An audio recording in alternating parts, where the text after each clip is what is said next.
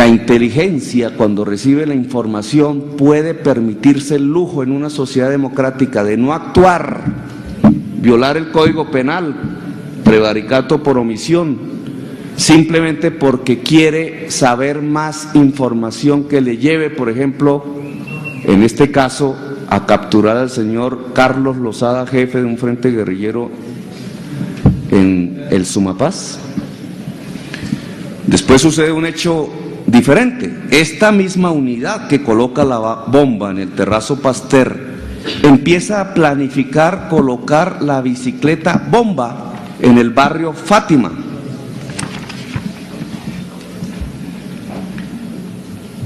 Y los infiltrados informan. Y mire qué le dicen a la fiscalía.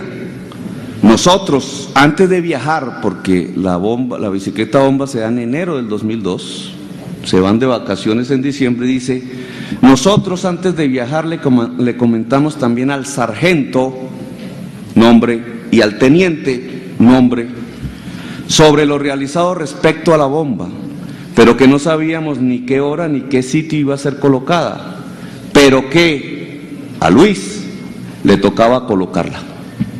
Entonces Luis le dijo a el sargento nombre y al teniente nombre respecto que a él le tocaba colocar la bomba, y ellos le contestaron que la colocara,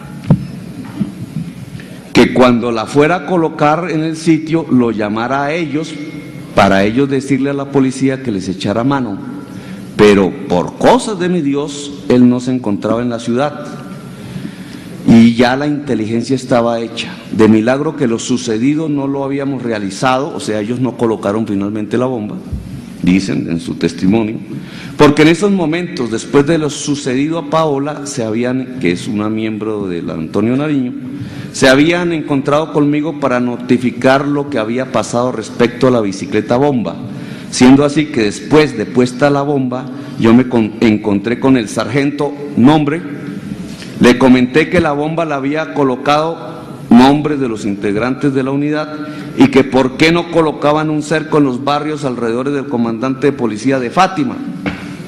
El sargento me dijo, espere, yo me comunico con los jefes y a ver qué dicen.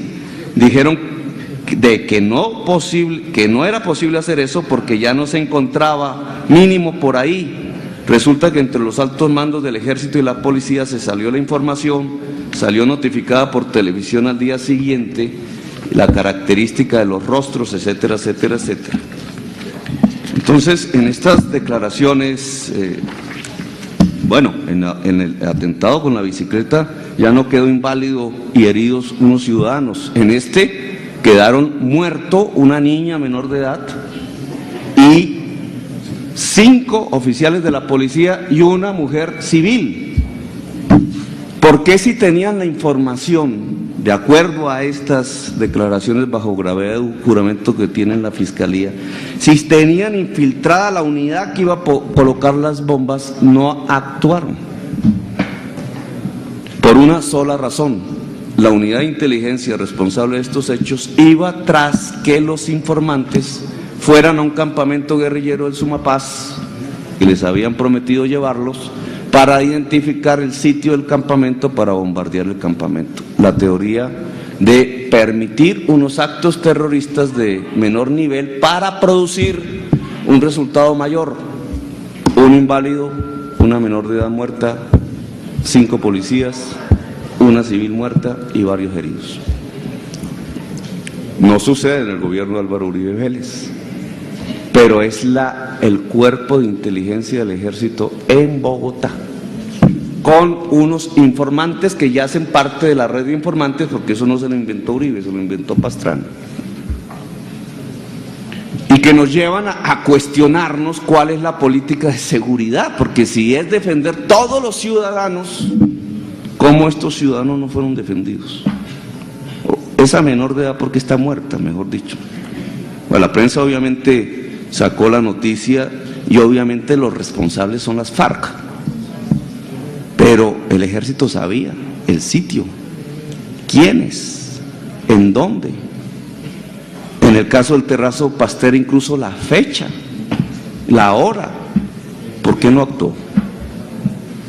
Y este tipo de concepción de inteligencia que ya se venía presentando en el 2002, pues vuelve a salir ahora en los acontecimientos últimos, motivos de parte de este debate, y ahora sí le prometo, presidente, que termino. Mire lo que dicen en los días recién pasados los funcionarios del Estado en nuevas y abiertas contradicciones y sobre los hechos de otros atentados con bomba en Bogotá, en donde también aparece una informante que extrañamente el presidente de la República coloca como persona que apoya al Estado en un discurso, y al otro día aparece la Fiscalía deteniendo por comisión de terrorismo y otros delitos, sobre los cuales yo no voy a calificar porque no tengo ni idea cuáles de las... ¿Quién miente, digamos? ¿Quién tiene la razón? ¿Quién no? Pero veamos las contradicciones de estos temas y con esto termino, señor presidente.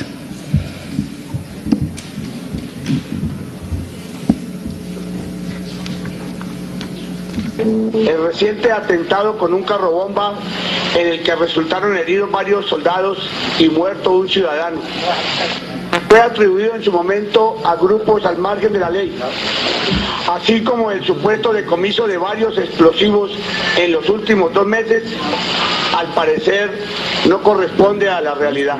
Estos engaños podrían haber sido perpetrados por personas inescrupulosas, entre las que se encuentran 2 oficiales del ejército. Aquí, después de que Mario Montoya, el general actual comandante del ejército, presume que 2 oficiales están comprometidos en algo que se ha constituido, y eso sí lo afirma, en un engaño para la opinión pública, las bombas que supuestamente puso las FARC.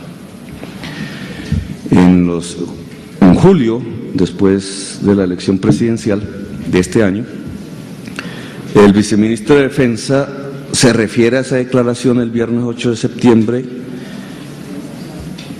y dice que podría, y la palabra podría hay que rescatarla en ambas declaraciones, ninguno afirma. El único que afirma es el general Montoya, que se engañó, que los hechos fueron engañosos, afirma. Después dice, y presumiblemente hay 2 integrantes de las fuerzas militares. Usted también coloca la palabra presunción, o podridas, dice, podría tratarse de algunas manzanas podridas, interesadas en las recompensas. Usted afirma que el móvil de estos presumibles miembros de las fuerzas militares que estarían en una acción que afirman ustedes es engañosa a la opinión pública, usted vuelve y afirma están interesadas en las recompensas. Y descartó que fuera una estrategia para dar positivos ante las exigencias del gobierno. Bueno, ese último punto, señor ministro, yo lo cuestiono, porque lo que yo he presentado aquí en buena parte de mi intervención es que es precisamente la estrategia de presentar positivos lo que está llevando a una serie de comisión que usted llama hechos aislados. Para mí un hecho aislado y otro hecho aislado es un hecho acompañado de asesinatos de ciudadanos. Pero siguen ahora pues viene el presidente. Tengo las respuestas del fiscal, dicen que esta información ya la conocía la Fiscalía desde el mes de julio, es decir, 10 días después de los atentados. Esto no es nuevo, esto no los cogió por sorpresa.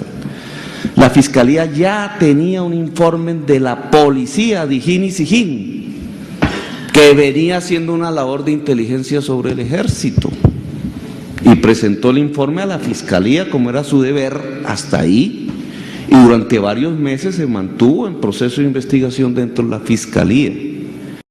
Por alguna razón, de algún lado salió una filtración que movió presurosamente el general Montoya y al doctor Santos a hablar en este día 7 y 8 de septiembre, varios meses después de que la Dijín y la Sijín hubieran presentado el informe a la Fiscalía.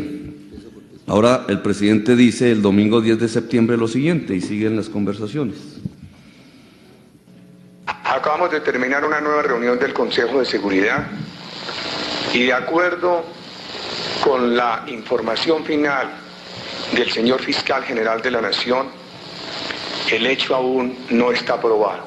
La respuesta que tenemos hasta este momento es, de parte de las autoridades investigativas, que los militares aludidos aún no se les ha comprobado que estuvieran incurriendo en acciones criminales, que hasta ahora lo que hay es que se encontraban en un procedimiento de inteligencia para proteger a la ciudadanía.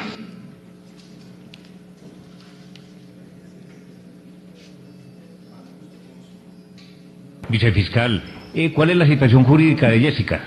Jessica ya está detenida. El fiscal que pidió su captura, una vez le hicieron la audiencia de control de captura, solicitó la medida de aseguramiento y así accedió el señor juez de garantías y la cobijó con medida de aseguramiento de detención preventiva. ¿De qué se le acusa? Se le acusa de rebelión, porte de explosivos y tengo entendido que terrorismo. Pero nada que ver entonces con los hechos terroristas del mes de agosto previos a la posesión del presidente.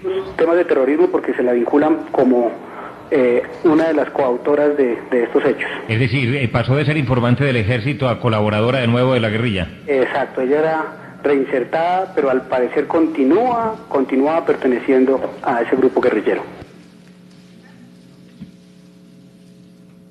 Sí, señor presidente, pero si los militares no tenían la certeza de que Jessica no había participado en la colocación de las bombas en ese coche, en ese carro del 31 de julio, ¿por qué la Fiscalía precisamente le dictó horas después medidas de aseguramiento? Y ayer nos dijo el vicefiscal Armando Tálora, aquí en Caracol, que le habían dictado esa medida de aseguramiento por terrorismo y por tener la certeza de que había participado en la colocación de ese carro bomba. Esa es una decisión muy respetable de la Fiscalía. Entonces, partamos de ese supuesto, preguntemos ahí nuevamente, aceptemos entonces que, en gracia a la discusión, que ya se comprobó que Jessica participó en la colocación de ese carro bomba. Lo que sabíamos hasta antes de anoche es que de eso no tenían certeza los militares. También hay otro hecho, señor presidente, y es el relacionado precisamente si los militares sabían que Jessica iba a hacer eso o no, o si ella se había comprometido a hacerlo de tal manera que causara el menor daño posible para no perder su condición de informante con el ejército, pero tampoco su relación con las FARC, porque la seguía manteniendo. La información que tuve sobre eso es la siguiente. A ver, trato de ser totalmente veraz sobre lo que conozco y fiel a lo que escuché. Que no obstante que Jessica ha sido informante de la fuerza pública durante aproximadamente 3 años, ese carro bomba tomó en alguna forma por sorpresa y la vinieron a llamar a preguntarle por él después de que había estallado. Eso es lo que sí, sobre ese carro bomba. Sí. El periódico El Tiempo había publicado precisamente el día viernes la transcripción de una supuesta conversación donde precisamente uno de los implicados en el evento terrorista le decía a la otra, no estalle este. Si hubiera estallado seguramente se hubieran muerto los 30 soldados que iban en el vehículo. ¿Qué veracidad y qué fundamento tiene esa cinta que dice haber conocido el periódico El Tiempo? Frente a ese tema, Darío, lo que me informan a mí es que los que hacen referencia son civiles. Ahí el que hace referencia es la señora con otro civil en la que le está haciendo esa manifestación de que no estalle. Pero no, en ningún momento me aclaran que sea un oficial el que aparece en el contenido de esa conversación y haciendo referencia a esos hechos en particular. Es decir, sería Jessica con un civil cualquiera que otro terrorista. Exacto, Darío. Pero no con ninguno de los militares mencionados. Ninguno de los militares es el que interviene en ese aspecto en particular. Presidente, mira, hasta aquí, pues en este mar de confusiones entre unos y otros, el vicefiscal afirma que la famosa conversación que dicen no estalle es entre dos civiles, Jessica y otro civil. En sus respuestas a este cuestionario, usted dice que el otro civil está también en la operación encubierta. Es decir, el otro civil, como Jessica, también están en articulación con las fuerzas militares. Eso es lo que me dice en mi cuestionario, a menos que usted haya escrito mal, pero usted dice el otro civil también está en la operación encubierta. Eso hay que aclararlo porque entonces vuelve y juega.